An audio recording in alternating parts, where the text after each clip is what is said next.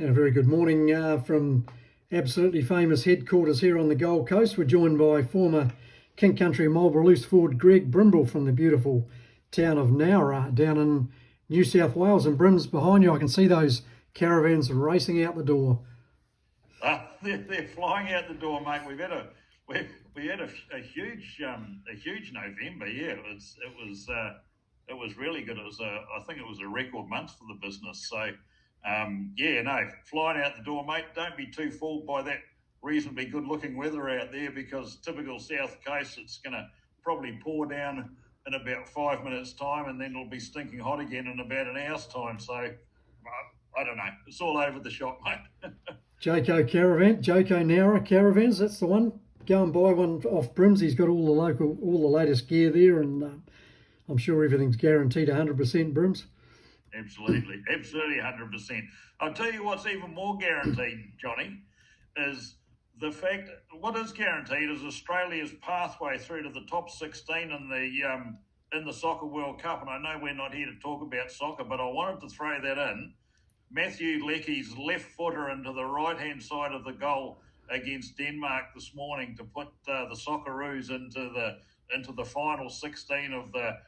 Mate, I'm not a big soccer fan at all, but I got goosebumps talking about it to you. Yeah. I think it's wonderful news, mate, isn't it? It is. Oh, brilliant performance and great for the country too. And yeah, absolutely. Well, we're talking the All Blacks mainly today. Brim's just reviewing their season, and I reckon that 25-all draw with England pretty much mirrored Ian Foster's regime. They're 25-6 ahead with 9 minutes to play. How the hell do you lose a game from there? Well, I don't know. It was a stunning sort of fall off, wasn't it? And we allowed England back into that game, whether we rested on our laurels or whatever it was. But we certainly lost focus and lost concentration. And England, to their credit, took full advantage of that and scored those late tries to draw even. But isn't it just it's just typical of the way our season's gone. We've promised so much and delivered so little at times. And if there's one thing that's been consistent about the All Black performances this year, is that they've been inconsistent. Yeah. Well, to me, it mirrors the selection. I think Ian Foster's all over the show. He, even this close to the World Cup, I don't think he's got a firm idea of who the loose forward trio is, who the midfield combination is, who the back three are. And, I really feel sad for Richie Mo'unga. He's the guy that he's just not getting looked after properly. He's not playing all the big tests. When he does play, Beauden Barrett's coming in, butting in as playmaker at times. And last week he didn't get the goal kicking, and he's our best goal kicker. So I feel for Richie, and I think that'll affect his confidence. Well, I really think we should have been a bit more consistent in our selections, and you could see towards the end of the season we were starting to settle on our top 15. John, certainly in the tight five makeup, I think we're fairly settled and where we're going to be there. The loose forward makeup is still a bit up in the air, but certainly I agree with you with Richie Mo'unga, and I believe with Will Jordan fit, he should be slotting into the fullback position. I think that will be his best position. We've got enough good wingers around us now, and that's assuming that Jordie Barrett's in the midfield at second 5'8", which I think is more likely. But if you look at the number of tests that New Zealand has lost where Beauden Barrett has started at fullback, it is quite significant. And I believe Beauden Barrett still has some service to give to New Zealand rugby, and I think he certainly needs to go to the Rugby World Cup, but as a backup to Richie Mo'unga at first 5'8". I agree. He's a bench man for me nowadays, and he can still make an impact there. And I'm still scratching my head how Mark Talia overtook Sevu Reece on the wing. No idea. That certainly wasn't based on form. Well, Sevu Reece appears to have played up at the aftermatch somewhere at some stage, I think, and I think he's been dragged to one side because Sevu Reece hasn't done anything wrong. He hasn't been as influential on the game, but his his work rate is still certainly high, and I think that's one of Sevu Reece's strengths is his work rate, and that's what we know that's what the All Black selectors look for is work rate amongst their players, their ability to get back up on their feet quickly, and their ability to take on more responsibilities, and almost in a loose forward role for the wingers now as well. So, look, I haven't been a fan of Mark Talia until he played in that game against Wales, I think it was, and I thought he was terrific. And he's also got a very high work rate as well. Now, if you look at the NPC statistics, Mark Talia had the most run meters throughout the NPC, and also the most post contact meters run too. So they've picked him on statistical form, and I don't think he's let us down too much. But I don't know what's going in their heads when they're selecting the wingers there though. But one thing I do know is that Will Jordan will be more effective, I think, at fullback, coming in from the back with more space, John. And then we've got the likes of Mark Talia, Lester Fainga'anuku, and Sevu Reece on the wings there, who are all very, very capable players, I believe. Yeah, the other baffling selection for me, Brims, well, there were others, but the main baffling one was TJ Perenara coming back in. And, I mean, that aimless bloody kick he put over straight to the England fullback near the end there, which presented them with a nice, easy try. I mean, I just shook my head and thought, what are you doing? John, as soon as he kicked that ball, what are you doing? All we needed to do was retain possession for like another 3 minutes, and we're quite capable of doing that. We just needed to hold on to the pill and keep it tight, set up our pods, and trundle it upfield, and wear the clock down. But when you're still within 7 points of the opposition's within 7 points of drawing even or beating you, they don't give the ball away with a couple of minutes to go. You hang on to it and you back yourself. And that for me, I mean, it was I couldn't believe that, and for that reason only, I think we should be saying goodbye to TJ Perenara, who's been a wonderful servant to New Zealand rugby, but his time is up now. Foster said that Ardie Savea called that box kick, but he was a fraction in front, so he had to pull out. I'm calling BS on that one. I reckon totally. I reckon that was a cover. That was a cover up for TJ. Yeah. But yeah, I couldn't. There's so many things wrong with that last 9 minutes of the game, John. That was just typical, I suppose, of the way our season has gone. Mistakes, errors, poor decision making, very poor decision making, and I still don't understand. I still don't understand why we have to bring a player on near the end of the game just to give him another test cap. I don't get that. Aaron Smith he was playing very, very well. I would have just kept Aaron Smith on there, mate. I would have kept the whole lot on, Brims. I mean, the forwards were playing magnificently, and that was up until that last 10 minutes. That was an outstanding performance by the All Black forwards. They dominated the Poms, which I didn't expect them to dominate that much. But like you say, I mean, what sort of brain snap comes in? Oh no, we'll just loosen the reins for the last 9 minutes. We'll be okay. Symptomatic, I think, of the issues that's entrenched in that All Black camp at the moment. And anyway, look, that's been and gone. That's behind us, and I suppose we have to look forward now and hopefully. I mean, I think we're slow learners. We don't seem to be learning from our mistakes. Well, we used to be the teachers. Yeah, but I mean that's the concerning thing for me is that we don't seem to be learning. But going forward and looking at 2023 and a short series of test matches before we go to France for the Rugby World Cup, are the All Blacks capable of winning the 2023 Rugby World Cup? Yes, they are. Will they? I don't know. You would have to say that they would struggle at the moment based on their form and consistency this year. But I believe the success of it, John, and I'm sure you'll agree with me here, lies in the selections. There's got to be some consistency amongst those selections, and we cannot afford to have Sam Cane as our number 7 at the Rugby World Cup. It's got to be Dalton Papali'i. He has been outstanding on this Northern Tour. Sam Cane, great servant of New Zealand rugby. He's broken down. He needs to go up to Burleigh Park, mate. Put him up in Burleigh Park up there, I reckon. But Dalton Papali'i's got to be our starting number 7, and our captain's got to be Sam Whitelock-Arati somewhere. I totally agree. I think Dalton Papali'i, that runaway try that he got, just the speed. I mean, he outpaced the England backs. They didn't get near him. And he's a big brute of a man. He's a line-out option, and he's young. And I think you hit the nail on the head with selections. I also think a really good selector would come up with a couple of bolters through the season, just to surprise the opposition.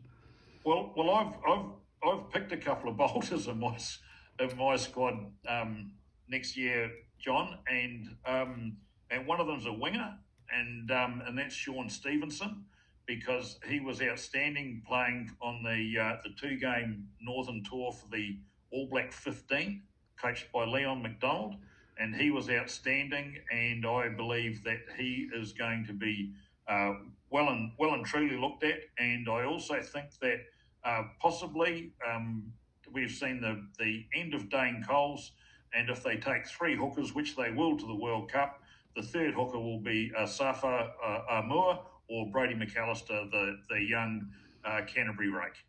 Totally agree. Very good selections. I hope you picked the team. The other thing I hope Ian Foster and his fellow selectors do is pick a young bolter of a halfback, because there's daylight at the moment between Aaron Smith and the rest of them, and I think there's a huge opportunity for the young fellas playing Super Rugby this year to put their hand up. Well, I think that 3rd spot is wide open, and I've got obviously my number 1 halfback is Nuggie, Aaron Smith, the most capped All Black back of all time, and deservedly so as well. And Brad Weber as my backup, and I think the 3rd spot is open to Folau Fakatava or Finlay Christie. One of those guys has got to stick their hand up and become that number 3 backup in there. So they'll probably only ever get 1 start at the Rugby World Cup, but that's okay. And the best news to come out of the rugby season, Brims, well, of course, the Black Ferns' magnificent triumph over England in the final, but Wayne Smith, the first thing he said to Ruahei Demant, the captain, first 5, we're not doing box kicks, no box kicks. He hates them. He said it's just like throwing up a hand grenade and hoping something will happen for you. Yeah. Talk about 50-50. I mean, if I'm kicking it away, I want to be kicking for a reason. I think box kicking is, and thanks to our little mate Faf de Klerk in South Africa, I think that's become fashionable, John. And you can see the Sydney schoolboys in their elite private schools lining up and having box kicking sessions, because that's the way it seems to be. And I mean, I'm sure there's more intelligent rugby analysts than you and I around that have got good reasons for it, but it doesn't appeal to me and obviously you too much at all. I mean, if you're going to kick, I think you're kicking for territory, or you're kicking to pin the opposition back down on their 22. And that's it. And that was proven by the Black Ferns as well, John. And their expensive open rugby that they played and paid dividends as well. And I'm calling the Professor Wayne Smith to take over from Ian Foster. I demand now that the Professor take over from Ian Foster and take us to World Cup glory in France, mate. I love Smithy's call during the week about where to kick. He said, you kick where the seagulls are because there's no one there. And he said, you're just the little grubbers in behind the defence that you can regather, and that's all the kicking you need to do. And, of course, if you're hard on defence and you need to get out of it, I understand that. But An interesting comment from Sila Khaleesi, the Springbok captain. He had a bit of a laugh. He said, "Gee, you guys are pretty tough on the All Blacks." He said, "You're saying how badly they played." He said they won. I think he said, "I'm pretty sure they won every trophy they contested." Well, they did too. They won the Freedom. They won the Freedom Cup. They won the Rugby Championship. They won the Bledisloe Cup. I mean, there was. I think there was. I think that's about it. But they they they went. They won every competition they went in this year. They're ranked. They're ranked ahead of the Springboks in the current world rankings. At number 3 spot behind Ireland number 1 and France number 2. So yeah, we are a bit tough on them, but I mean that's just the way as New Zealanders and rugby supporters and All Black supporters we are, aren't we, John? I mean we ask for and we expect that level of excellence from our team, and it's like our team. There's nothing quite like it anywhere else in the world. How the way New Zealanders embrace the All Blacks, and it's almost like an extension of your own body when you're watching an All Black team. It's like you're out there. It's like you have a responsibility as well to the performance of the team and the results of the team, and quite unique. But Sia Khaleesi, a very intelligent man as well, and a terrific rugby player and a great captain. He certainly is. Yeah, played 13, won 8, lost 4, drawn 1. That, by All Black standards, that's pretty poor. A lot of teams around the world would take that, but we don't take that. That's not good enough. Well, it's not good enough, but you just have to look at the poor old Poms, the Aussies and the Welsh, mate. And if there's one thing this year, with the exception of Ireland and France, John, is that a lot of there's not a huge gulf between that next 5 or 6 teams in the world. And that's why all of those teams have had like a 75%, 75% success rate. Those teams from number 3 down to number 7 is because of the closeness of those teams in terms of performance, and the rest of the world is caught up with New Zealand now. It's the challenge for New Zealand is to, what do we do now? How do we take it to the next level? How do we develop our game? And how are we going to influence the future of the game and be unique in what we apply to it, and becoming familiar with the current laws. How do we take advantage of the current laws at the moment, and to our advantage to put performances out on the field? So it's interesting, isn't it? It's those teams are a lot closer. You take the Springboks, England, and the All Blacks, and any of those teams could beat each other on any given day, and that's been proven. I totally agree with you. I think once again Wayne Smith, to me, laid down the blueprint for how New Zealand teams should play. He got the girls to play what's natural to their DNA, and it's the same natural DNA the men have. We don't. Box kicking is not in our DNA. Ball in hand, looking for the space, and a powerful forward pack. And our athleticism. That's our advantage. Well, and we've got the players to do it as well. And you look at some of those wonderful players. The likes of Richie Mo'unga and Geordie Barrett, Rieko Ioane, Sevu Reece, Will Jordan. I mean, and Beauden Barrett. We've got the players there. It's like we're not utilising their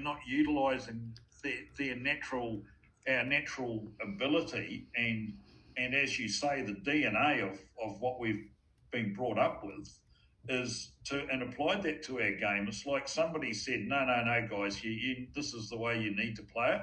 It just doesn't suit.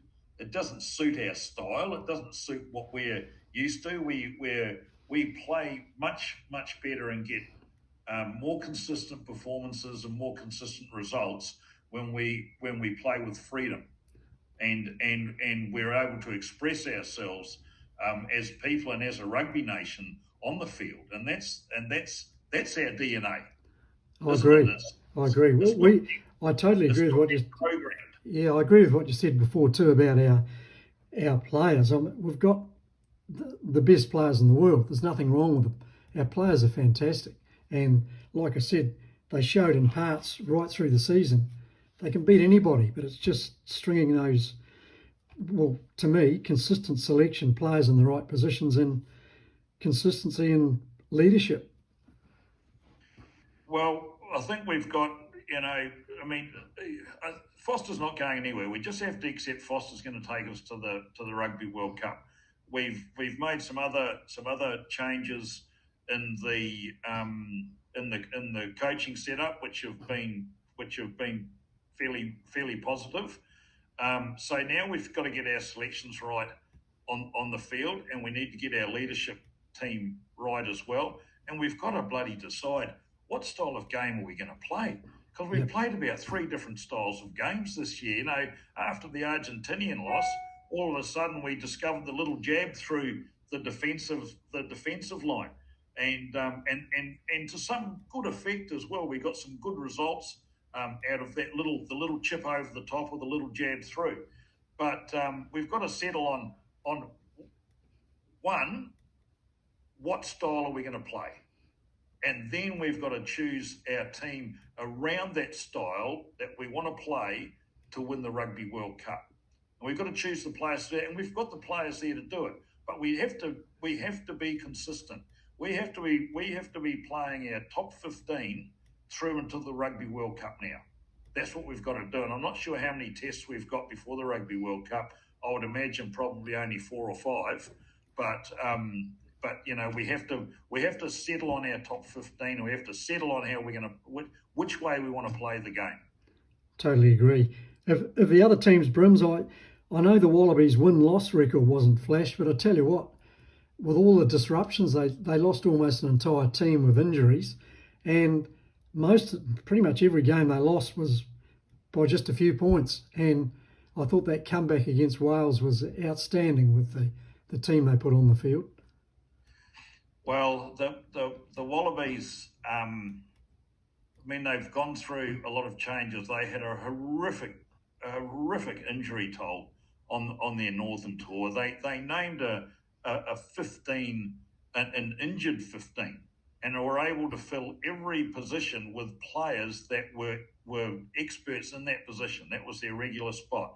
And the 15 that they named was a team that was capable of lifting a World Cup, mate. They've just had a terrible time with injuries, but you might have to look back to their fitness and their strength and conditioning coaching team as well, and as to why they're getting so many injuries at the moment. Are they fit enough? Are they strong enough? Are they preparing properly for these games? But I wouldn't completely write the Wallabies off. I don't think they're going to win the Rugby World Cup. I don't think they're going to be in the top 4. But stranger things have happened. They are capable enough. Dave Rennie's not going anywhere. He's the man that's going to take them to the Rugby World Cup. And good on them. It was good actually to see them get that win over Wales, because they needed that to go into their summer with a bit of confidence. Because if they'd lost that game, that would have been a complete and utter write-off. Yeah, I think it's just good for Southern Hemisphere rugby, and they've unearthed a potential superstar in the big, tall New South Wales winger, Mark Wakanatawasi. I think that's how you say it. What a player! What a test debut. Yeah, I've watched him playing Super Rugby the last couple of years, and he's been quite an exciting player. I didn't think he was test level, but he got his opportunity through injuries, and he was probably the find of the tour, wasn't he? Along with and I'm not sure if I've got his name right, but I think it's Langy Gleeson, Yep. the number 8 that they've unearthed. He's the goods, that bloke. He is. Watch him for the Rugby World Cup. He could be a standout. And that hit he made on the Welsh back in that game against Wales was just, it was like the chiropractor again. Brian Lima ironing them out. It was great. But yeah, they've got some really good. If anything else, their injuries have given them the opportunity to see what their younger players and their second 15 players are capable of. So in a way, it's been a good exercise, and it's unearthed some talent which I'm sure we will see at next year's Rugby World Cup. Yeah, I think you're right. So that about sums it up, Brims. We can look forward to next season. Have a bit of a spell at the moment before the Super Rugby starts. So just give us your bolters again for the All Blacks. Who you would put in the World Cup squad? Oh look, I think I'm just going to stick with the props that we took away, which is De Groot, Lomax, Newell, Lala, and Bauer. There's a toss up who the third hooker is. Brody McAllister, I think, had a really good All Black 15 Northern Tour. He's good. If we're saying we're going to play Scott Barrett on the blind side, I think we need to. There's another lock second row that's got to go in there, and that could be one of Josh Lord, who the selectors do like, and Josh Dixon, who went away with the All Black 15 as well, and he's a very good player. I think the loose forward makeup is fairly stable. We'll see Ethan Blackadder back, and thank goodness for that, because he adds a lot. I think the toss up is, do they take Shannon Frizzell, Luke Jacobson, or Akira Iwani? I'm not sure which way they go. I've bracketed Shannon Frizzell and Luke Jacobson, and who that third halfback is, as we spoke about before. But my exciting bolter is Sean Stevenson. Good call. He's a fine prospect. Chiefs winger. He's just been a great player for a long time now. He knows how to get over the chalk. He knows how to score a try, and he's a very busy player with a high work rate and a ton of pace as well. And we're talking about our expressing ourselves on the field and the freedom to play it wide. He's exactly the kind of player we want to have at the Rugby World Cup. So I'm hoping he gets a run with Will Jordan at fullback, mate. So I think that's pretty much it. Yeah, plenty to ponder over the summer months, and you're going back to Aotearoa, New Zealand today or tomorrow, or have a good time back there? I will, mate. I'm looking forward to catching up with some of my old mates over there, and hopefully we can get down the Marlborough Sounds for a bit of a fish and go and sample some of the beautiful local fine fare of the Marlborough region. Good stuff. Thanks, Brims. Much appreciated as always. Thank you, mate, and all the best for your very short off season. Yeah, yeah. I've told Cheryl not to get complacent. Good on you. Thank you, John. Thanks, mate.